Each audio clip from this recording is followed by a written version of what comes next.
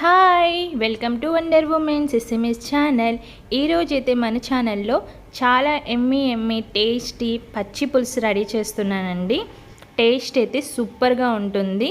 మీకు ఇది తెలియకపోతే కనుక ఒకసారి ట్రై చేయండి.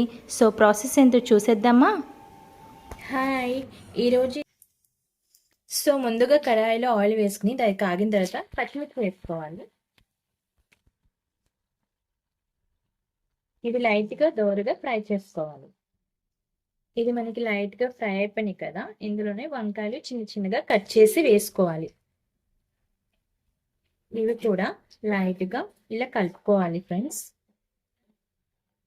ఎవరెవరికి చాలా బాగా నచ్చిద్దో ఒకసారి మీరు కమెంట్ సెక్షన్లో కమెంట్ చేయండి. పచ్చి పులుసు అనేది చాలా మందికి ఫేవరెట్ కదా, నాకైతే సూపర్ ఫేవరెట్ అనమాట.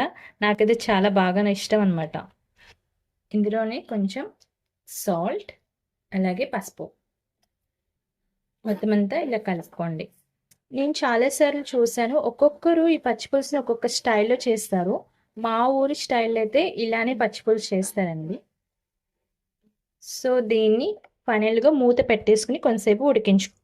ఒకసారి దీన్ని చెక్ చేసుకుందాం. సో మంచిగా మగ్గిపోయినాయి ఫ్రెండ్స్. ఇప్పుడైతే ఇందులోకి టొమాటోస్ కూడా వేసేద్దాం. నేను 2 టొమాటోస్ తీసుకున్నాను, 4 వంకాయలు తీసుకున్నాను, కారాన్ని సరిపడా పచ్చిమిర్చి తీసుకున్నాను. ఈ మొత్తం అంతా మంచిగా మగ్గిపోవాలి. మళ్ళీ దీని మీద మూత పెట్టేసుకోండి.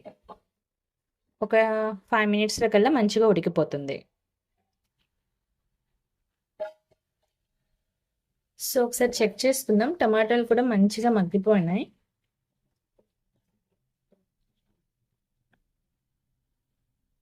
అలాగే మనం క్రష్ చేసిన వెల్లుల్లిపాయలు, కొంచెం కరివేపాకు, మొత్తం అంతా ఇది ఒక 5 మినిట్స్ అయిపోయింది కదా, దీన్ని ఒకసారి కలుపుకోవడమే.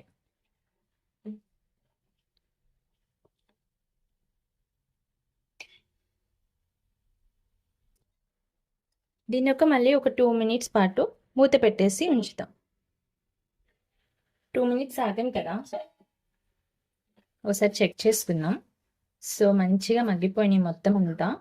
మనం దీంట్లో వంకాయలు, పచ్చిమిర్చి, టొమాటోస్, కరివేపాకు, వెల్లుల్లి ఈ 3 వేసి మనం ఇవన్నీ వేసి మొత్తం అంతా మగ్గపెట్టుకున్నాం. ఇదేంటంటే ఇప్పుడు ఇంక స్టవ్ ఆఫ్ చేయడమే ఫ్రెండ్స్. ఈ మొత్తం అంతా చల్లారిపోయిన తర్వాత మనం మిక్సీ పట్టేసుకోవడమే. పూర్తిగా చల్లారిపోయింది, దీన్ని అంతా మిక్సీ జార్లో వేసుకోవడమే. అలాగే కొంచెం జీలకర్ర, కొంచెం సాల్ట్ కూడా వేసుకోండి. మొత్తం అంతా ఇది మిక్సీ చేసుకొచ్చేద్దాం. మొత్తం అంతా ఇలా మిక్సీ చేసేసాము. సో ఇప్పుడైతే పచ్చిపులుసు మనం కలుపుకోవడమే. మనం పేస్ట్ చేసుకున్నాం కదండి పచ్చిపులుసుది, ఇదంతా ఒక బౌల్లో వేసుకోవాలి. అలాగే ముందుగానే నేను పులుసు నానబెట్టుకుని చింతపండు ఒక నిమ్మకాయ సైజ్ అంతా తీసుకున్నాను. ముందుగా నానబెట్టుకుని దీన్ని ఇలా తీసుకున్నాను అనమాట. మొత్తం అంతా ఇందులో వేసేయండి.